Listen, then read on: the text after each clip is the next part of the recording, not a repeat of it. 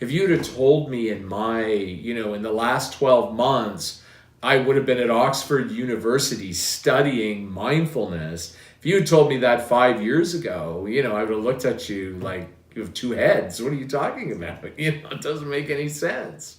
All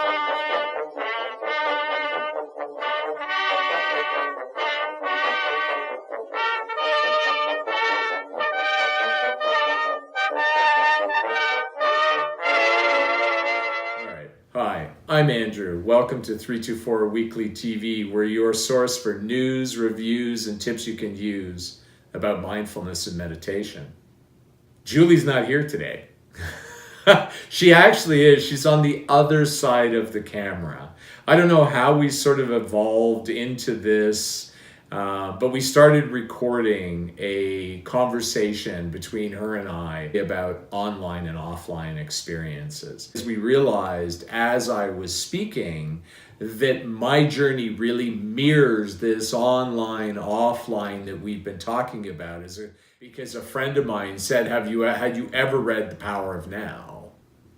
And I hadn't. And I went out and I bought the book. And starting to read that book and starting to just create those little practices in The Power of Now is exactly the 324. Because I never had any moments where my brain just was giving me a rest. Just like, give it a rest already. The monkey mind screaming all over the place and going, I'm over here and I'm over here. And it was Eckhart Tolle's book that taught me about awareness, that you can be the watcher. I mean, it started my journey. And then that journey sort of led from this exploring Eckhart Tolle to being introduced to other things, particularly, believe it or not, Oprah. I mean, Oprah, yeah, it was, I remember several years ago, I watched a show on Oprah about transcendental meditation. And there's a community I think it's in Wisconsin. Everybody at 5 p.m. goes to this big theater that they have built. And they do these massive group meditations. And they call it Transcendental Meditation Town. So if you Google that, you can find out that these people built a town around and talking about what meditation, and in particular what mindfulness, has done for this community. So there's Oprah, lying in these like custom chairs. They developed this huge, great big theater that they built, and I don't know where the money comes from. Maybe Oprah gave them some of the money. But anyway, there she is, her eyes closed, and you look and there's like hundreds of people in these meditating. And I'm like, wow, how cool was that? And they were talking about this collective intelligence that has arisen because of this beautiful thing. So there's indirect teaching, that I didn't know it was teaching. I didn't go and say, well, I'm looking for teachers, but there was experiences around it. Now I look back and go, well, absolutely they were teachers. Led me to the next sort of level on my journey, which then led me to, well, you know what, just for my own spiritual development and my own personal development, I decided that I was going to go to University of Toronto, continuing education. And I signed up for applied mindfulness and meditation. And it was 8 one-day lectures.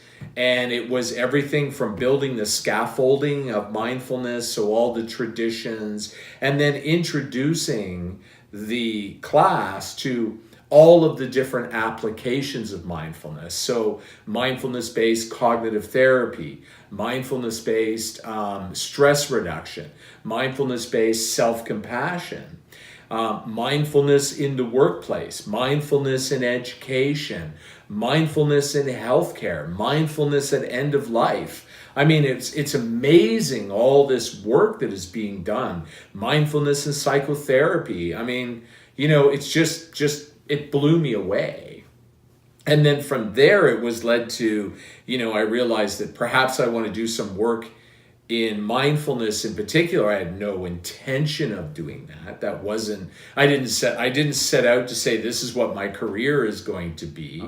Now I'm meeting these live teachers. I'm meeting these people that talked about going to school in Wales of all places, and meeting now and studying in the early 80s and the late 70s, studying with the leaders that then went on to Oxford Meditation Center and University of Oxford, University of Toronto, Harvard University. So this group of people spread around the world, and they started carrying, at that time it was, no one really even knew anything about it. There wasn't applications in healthcare, etc.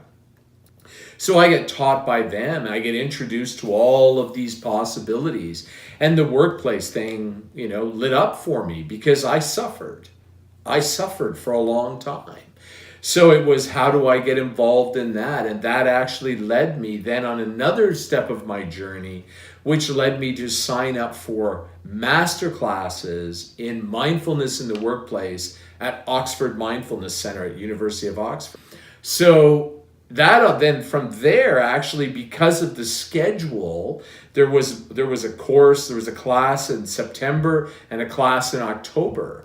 And then I heard about, perhaps I need to go and do a retreat experience. So this is now moving this out of a teaching that's, enskulled type of teaching or concept or whatever to, now I actually want to embody. How do I develop an embodied practice? And I go online, back to going online again, online, offline.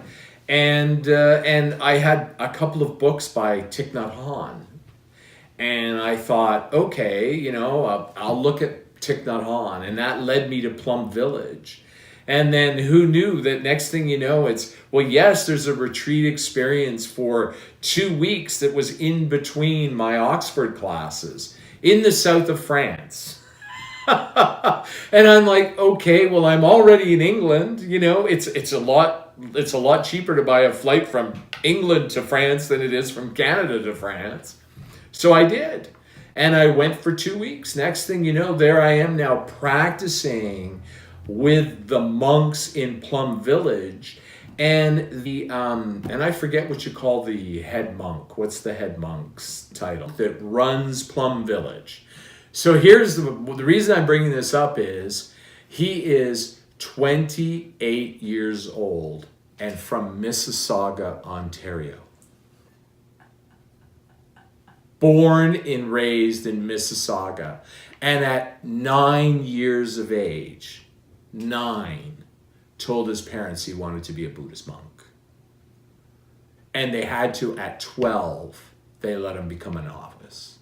And he moved into the monastery at Plum Village. So he came to seek me out because he goes, and he comes up to me and he's like, this kid. And he is whatever, we got to look up whatever the head monk is. And he's like this kid who comes up to me and he goes, I'm from Mississauga. I'm like, huh? So we're talking about, how often he gets home. How often do you get to see your mother? What does your mother, like, you're 9 years old and you say that you want to go and be a monk. How did that go over? And we have this amazing conversation about, and of course, every time he comes back, the Sanghas in Toronto all want him to come and speak. So his mother screens all the phone calls and says he's not available. He's not available because she obviously wants to spend time with her son. I mean, it was amazing. But I have a really good friend who is a minister of the largest United Church in Toronto. He's a very good friend. So he's been there at various stages of my life, my journey. And, because I've been practicing meditation, and he actually asked me to teach meditation or lead some meditation classes for his congregation and had people, and I just did these workshops. And these are people, again, that have been long time members of the congregation. And he really wanted them to have the opportunity to learn the difference between prayer, which is talking to God, and meditation, which is listening to God. So I have this other beautiful experience that was completely unexpected and out of nowhere, you know. And I think the journey along the way has given me the open-mindedness. So you said online, offline, and it's fluid and it transitions. And because I'm seeking to grow my mindfulness and have different experiences around mindfulness and meditation, the seeking keeps me, and my beginner's mind approach, which has been taught to me from sort of the outset, lets me to pick up all these different vehicles. So, you know, and again, it's trying and then saying, well, I like that or I don't like that, and trying something else. So as Thich Nhat Hanh would say, begin again, begin again. So that's it.